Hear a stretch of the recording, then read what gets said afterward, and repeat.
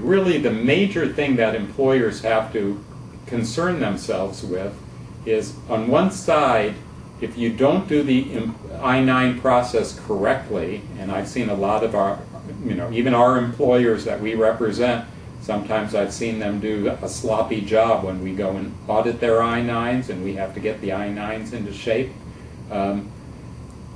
You have to try to do it right so you'll avoid employer sanctions from the government, the fines, and possibly even criminal penalties if you hire people that you know are illegal, or you keep people working that are illegal.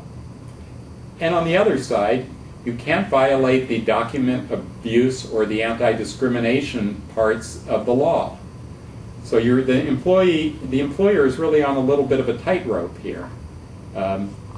For instance, if you have a new employee and on the back of the I-9 form there are List A, B, and C documents.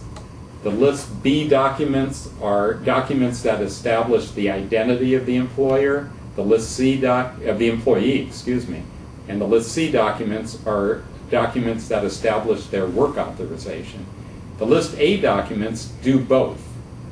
What you should do, rather than say, give me your driver's license and a social security card, you should simply show the employee the entire list and say, either give me one List A document or one List B and one List C document, and leave it totally up to the employee which documents to give you, and don't ask for more documents than they've already given you. How about the anti-discrimination provisions? Well, I could talk for a long time about this, but the simple rule is that if you have Jose Sanchez and Joe Smith and you were considering hiring both of them, don't ask Jose Sanchez for more or different documents than you would ask Joe Smith for. You're opening yourself up to an anti-discrimination lawsuit if you do.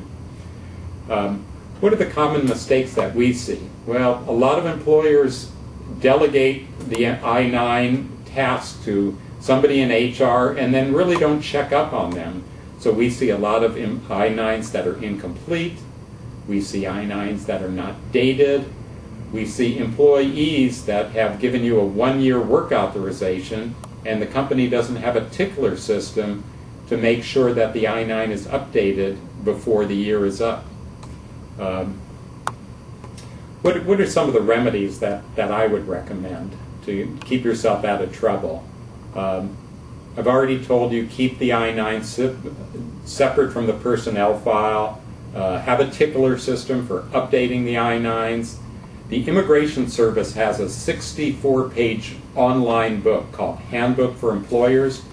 We link to that from our website at Shusterman.com under Employers. It's actually our Employer Immigration Guide. And then finally, I highly recommend that you use your outside immigration attorney to audit your I-9s at least on an annual basis.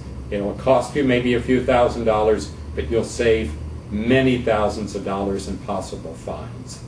So good luck to you, and hope that you don't get audited, but if you do, that you're prepared.